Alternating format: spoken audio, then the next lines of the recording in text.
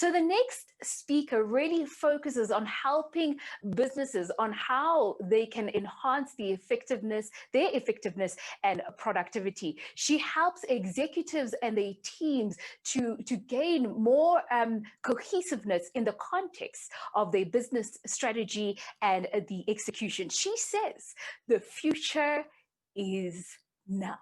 I hand you over to Zipho SIKHAKHANE. Thank you. 2020, could this really be, the biggest crisis that the world has seen in what, decades, centuries, maybe even longer? That is the question that was on many of our minds a couple of months ago. We're asking ourselves the question, so what is this? And what do I do now? And as human beings, I mean, we default into our own natural responses, the caveman fundamentals. Some people went into a freeze state, fight state, or even flight. And what are our organizations? Did yours make it? Did you even survive? I want to take myself back to that moment. And when I was sitting there, and especially in that part, when I eventually recovered and I went past what, I guess, the normal human response, and I went past my own freeze and my own shock, if anything, the thing that came back to mind for me is the call to purpose. And if anything, I'll find myself waking up and actually realizing that, you know what? This is why the work that I do is so relevant and is so important to actually enable all of us to be successful going forward. If anything, I look back now, months later, and I've grown a lot as a leader, as a business leader. I've grown my team, I've grown my organization, and most importantly, I've actually continued to help some of the biggest multinationals actually thrive. They've hit record sales numbers, their profits have actually increased, while some companies actually retracted and fell behind. And so the ultimate question would be, but so how? So what do you do? Because right now, as we're looking forward, we need to be thinking about how do we make sure that more of us succeed? How do we make sure that more leaders succeed? How do we make sure that more of our businesses actually thrive and survive? Now, the answer to that question, what I'm going to do is I'll give you a simple example, right? I'm actually going to take you right into your living room, these places that we live today, or maybe is it your bedroom, actually, possibly the bathroom, depending on how you do your activities at home. I'm taking you to it used to be a small company, and it's quite big today, right? It's Netflix. They're very, very well known for, their streaming service. They're now one of the best in the world, right? Now, an organization like them, right? I mean, they're at a point now where 10 years ago, the turnover was about $1 billion. Now it's all over 20 billion and it's growing, right? Subscriber numbers, from, again, in the same period around 20 million and now 200 million and continuing to shoot up. And some people would say, but you would expect it. I mean, look at their offering, look at what they do, look at what they're known for. Surely you would expect them to thrive during this period. But for me, that's not the point.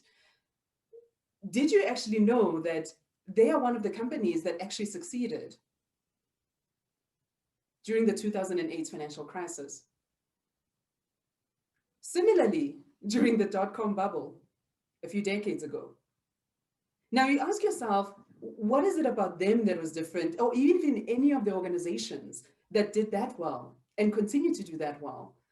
And it boils down to, I mean, if you look at their example, they continue to transform the organization. I mean, starting from just basic, video rental, and then of course seeing the need to adapt to something even more different, right? And moving to streaming and even doing partnerships so you could actually be accessible to so many more devices, right? Something that wasn't true and wasn't the case even before and wasn't even part of their business model. And there are many other examples, which of course I go into more in the talks that I do, or even in some of the interventions that we've run for organizations with my team. But for me, what's most central is the tenet of all of that is that it's understanding, how do I actually succeed by leveraging authentic agility? How do you make sure that you continue to be agile, but in a way that's true to the essence of authenticity, because that's what makes you sustainable. That's what makes you win, and that's what makes you thrive. And for me, based on my experience, right, there's really three areas that are really, really critical when you're thinking about how do I make sure that I'm one of those winners, right? And this is important not just for us today, but for building going forward. And these tenants, for me, these are things that we found to even be successful months ago. You know, when people were thinking, how do I survive the pandemic? We were thinking, how do I survive post the pandemic? Because these pillars are what's going to be important.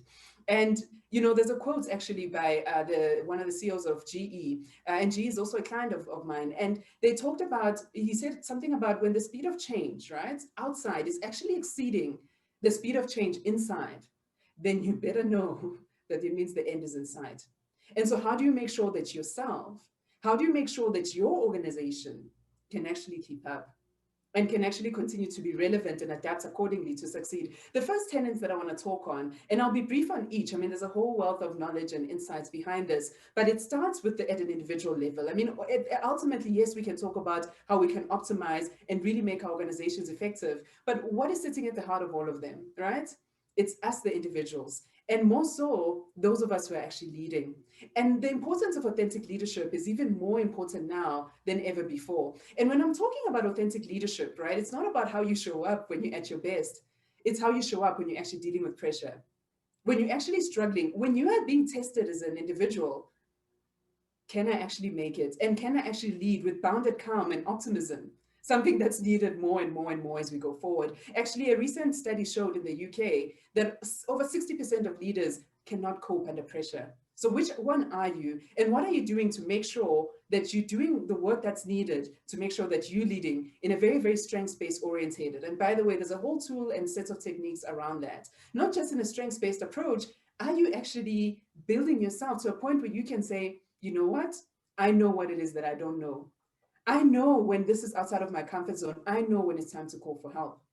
I know when it's time to actually lean into what are some of the strengths of my organization, which then takes me to the second tenet, right? And this one is around your culture, your business, what you've built today, right?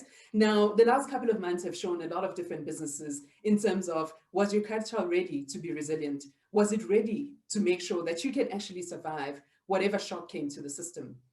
Some made it, some didn't. Some actually had the wake-up call and they realized just how toxic their organizations or their institutions have actually been. And they didn't know that and they weren't even aware of it. And the interesting thing about culture, right, and in the ways that we do things, the way that we work as organizations, is that I'm not talking about, you know, what you put on the wall, right? Those beautiful pictures and those nice behavioral statements. I'm talking about how people behave, the things that people do when no one is looking, right? You know, when there's the new employee that's come into the organization and they ask in the corridors and they say, how do I survive around here? The things that people say in that moment are the things that make the biggest difference. Now, if you're already seeing the toxicity from what's obviously been accelerated in the last couple of months, and you're thinking, okay, I can see it now, or I've diagnosed it and I understand the issue, how do I fix it? I can tell you now, it's very, very hard to transform or you know, an organizational culture. I wouldn't even recommend going in that direction. What's most critical though, is figuring out what are some of those small tweaks, right?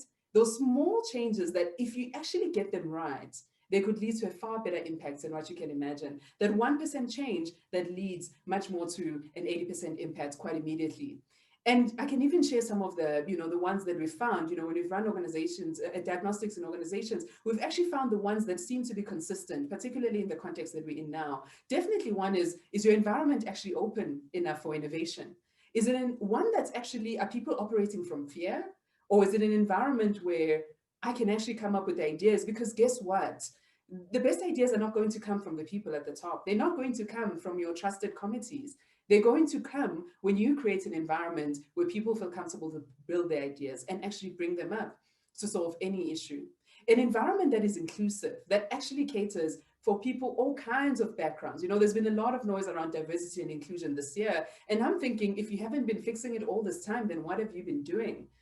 Because it's not just about the right thing to do, right? I mean, 35% outperformance of organizations that are actually in environments where they allow diversity in terms of ideas, of inputs, of backgrounds. That's what's going to make sure that you become relevant and you succeed in the world and in the future and what we're trying to succeed in. And then the last tenet, and I'll be brief on it for me, is really related to then how do you optimize performance? Because, you know, once you've looked at your leadership model, once you've looked at your culture and this reform where relevant, the last pillar is really around, so how do I optimize my performance? And the biggest and most important lesson is as simple as we have to cut out the riffraff, right? What are the key priorities you want to focus on? Can you make quick decisions? Yes, under pressure with limited information, but just make decisions so that people can take action. And we act and we learn as we go. We prototype, we see what's going to happen, but we keep going. Let's not be stuck in a freeze, and let's not let some of the mistakes or some of the fact that I don't have enough information get in the way of making decisions. One of my mottos in life has always been simplicity is the essence of elegance. And that's what it is about. So there's a whole lot more to this. This is just a snippet, but I wanted to share and give some insights. And also the things that I'm talking from is things that I've experienced, I've applied in my own life, in my own organization, and also with multinationals across the board. And I look forward to bringing a similar experience to your organization in the future.